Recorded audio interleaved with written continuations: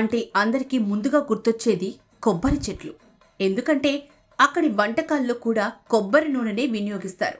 దీంతో పాటు దేవాలయాలు కూడా ఎక్కువే.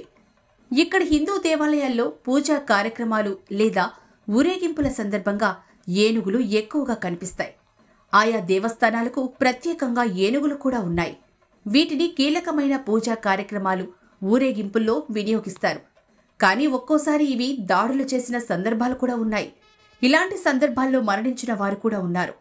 ఇప్పుడు అలాంటి ఇబ్బందులు కూడా లేకుండా మెకానికల్ ఏనుగులు వచ్చాయి.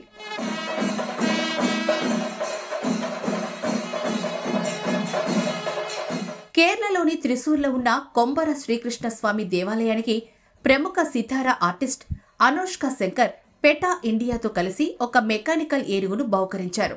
దీని పేరు కొంబర కన్నన్. అచ్చు నిజమైన ఏనుగులాగే ఉండే ఇది నిజమైన ఏనుగు చేసే అన్ని పనులు, అంటే తల ఊపడం, తొండం పైకెత్తడం, చెవులను ఊపడం, తోకను పైకెత్తడం లాంటి అన్ని పనులు చేస్తుంది. నిజమైన ఏనుగు ఎలాగైతే నీటిని తొండంతో వదులుతుందో కొంబర కన్నన్ కూడా ఆ పని చేస్తుంది. ఈ మెకానికల్ ఏనుగును ఎటువంటి ఇబ్బంది లేకుండా దేవాలయ కార్యక్రమాలు, ఊరేగింపుల కోసం వీధుల గుండా తీసుకెళ్లవచ్చు. దీనికి సంబంధించిన వైర్ను ప్లగ్లో పెట్టడం ద్వారా దీనిని సులభంగా ఆపరేట్ చేయవచ్చు.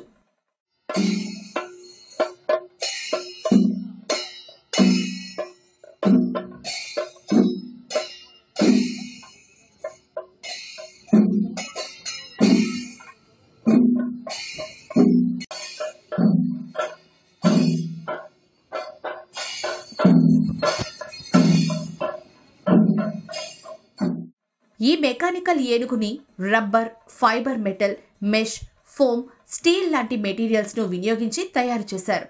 ఇందులో ఉండే 5 మోటార్లు ఇది నిజమైన ఏనుగు వలె ఉండేందుకు నిరంతరం పనిచేస్తూ ఉంటాయి.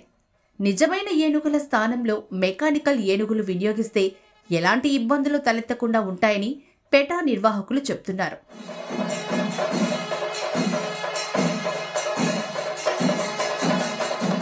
మొత్తంగా ఈ మెకానికల్ ఏనుగు మాత్రం చిన్నపిల్లలను భలే అలరిస్తుందని అంటున్నారు. ఎలాంటి భయం లేకుండా పిల్లలు దాని వద్దకెళ్తున్నారని అంటున్నారు.